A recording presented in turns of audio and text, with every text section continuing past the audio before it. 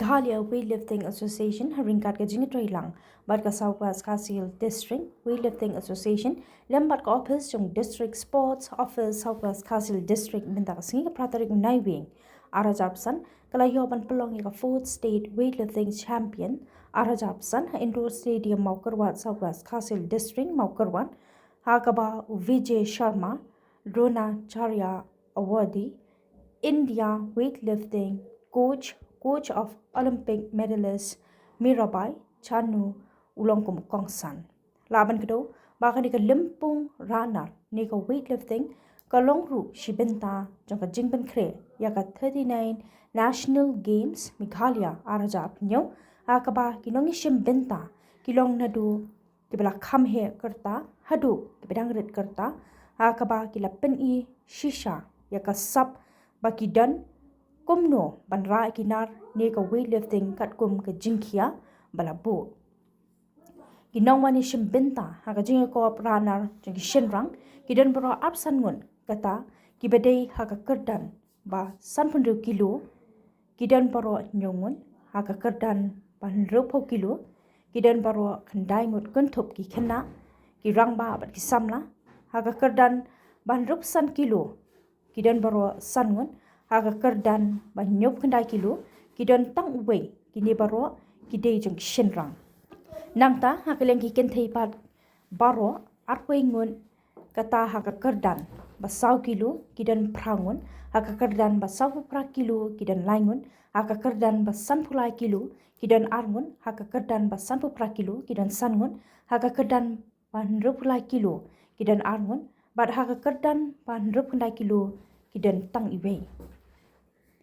aga bakut jong ka Limpung la yo ban pendap ru ya ke jingsam ku Snem jaboro ki belawan ha ka kedan meningkong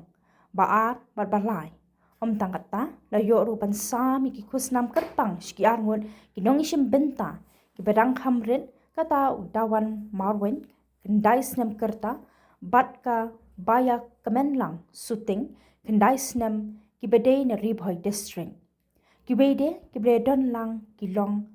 ASP Marang, MCS Assistant Commissioner ka Southwest Kasil District kumusembut kongsan, uba Donald Rembai, President ka Meghalaya Weightlifting Association, kinongkit kam jang ka Southwest Kasil District Weightlifting Association, lembat kiwe dia.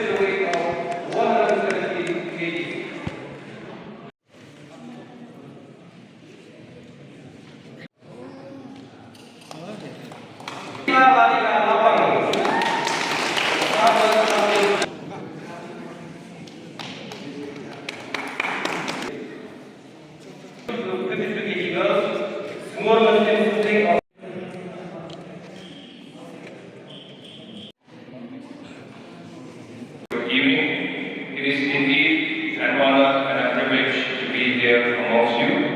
at the 4th Meghalaya Weightlifting Championship, which is being held here in a virtual district of Southwest Khynnah district. Southwest Khynnah district has always been known to be producing sports persons in different disciplines, and this championship being held here is a testament to the growing reputation of Southwest Khynnah district as a sporting hub. First and foremost, heartfelt congratulations to the Southwest Khynnah District Weightlifting Association and the Meghalaya Weightlifting Association, and also the Office of the District Sports Officer for organizing this grand championship here.